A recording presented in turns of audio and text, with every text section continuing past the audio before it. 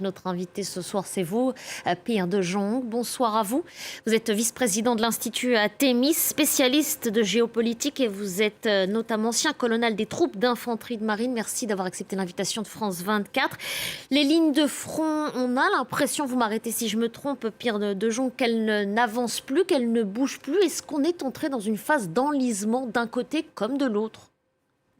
Alors, peut-être pas d'enlisement, parce que le mot est un petit peu exagéré, mais je pense une phase de répit. Vous savez, une guerre, c'est comme un combat de boxe. Là, ça fait 6 mois que les deux combattants, on va dire, se mènent des combats extrêmement difficiles.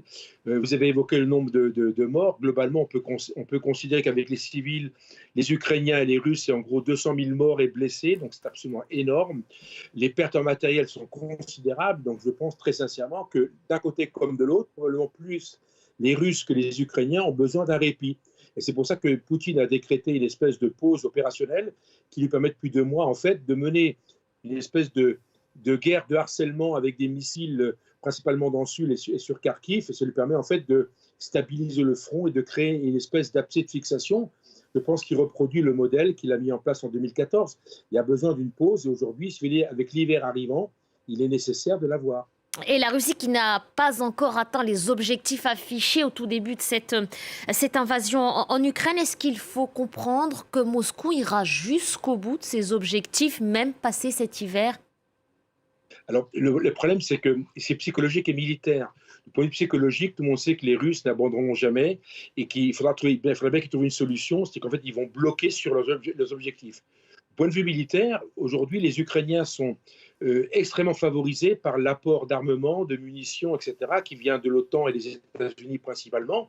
Vous avez évoqué la somme de 750 millions de dollars, c'est considérable, plus les formateurs, plus etc., etc. Donc on voit bien que les Ukrainiens aujourd'hui ont équilibré le rapport de force grâce au matériel américain, qui sont des matériels de très très grande qualité. Je prends l'exemple de l'IMARS, qui est un lance-roquette. Bon, si vous voulez, ce lance-roquette fait des dégâts extrêmement importants dans les rangs russes.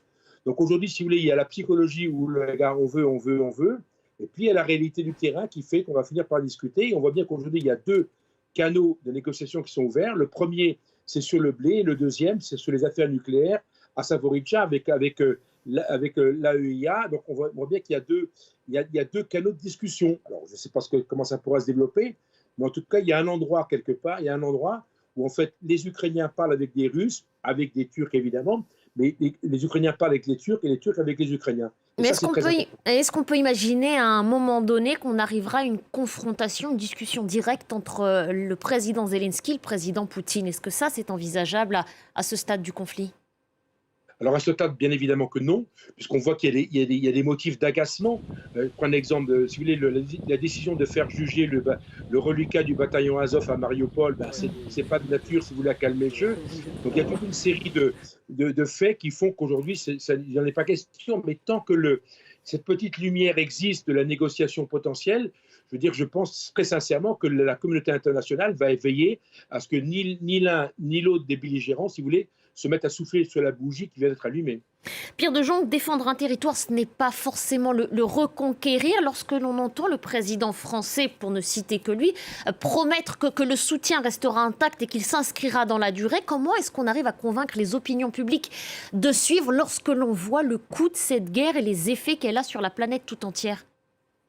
D'abord, on voit bien que le coût de cette guerre est porté principalement par les Américains, principalement par l'Ukraine elle-même, et puis par l'Union européenne. Donc aujourd'hui, si vous voulez, quelque part, la France se retranche en termes de financement derrière l'Union européenne. Le problème, c'est la cohésion, parce que le vrai sujet, c'est quoi? C'est que depuis l'invasion de l'Ukraine par Poutine, il y a eu le premier impact, c'est que c'est la première fois depuis 1945 qu'une puissance nucléaire ose, si vous voulez, menacer de missiles nucléaires l'ensemble de l'Europe. Donc ça, c'est complètement incroyable. Et le deuxième impact, c'est la haute intensité telle que vous l'évoquez dans votre présentation. Et c'est vrai que c'est un vrai sujet. Et ça, c'est un sujet qui fait que ça a révélé une forme de faiblesse européenne. Et le président Macron, s'il ne s'y trompe pas, et bien sûr, il pousse les Européens, si vous voulez, à se recentrer autour de ça. Et c'est absolument une nécessité. Parce que cette guerre, si vous voulez, démontre à l'envi qu'on n'est peut-être pas capable de résister à une guerre de ce type-là. Donc il va falloir trouver des solutions et on verra bien évidemment à l'automne, avec la discussion sur la loi de programmation militaire, la LPM, on verra bien quel est l'impact que ça va avoir. Mais n'oublions pas que les Allemands ont d'ores et déjà promis d'injecter 100 milliards d'euros sur leur question de défense d'ici la fin de l'année. Merci beaucoup, Pierre de Jong. Merci d'avoir pris le temps de répondre à nos questions sur France 24.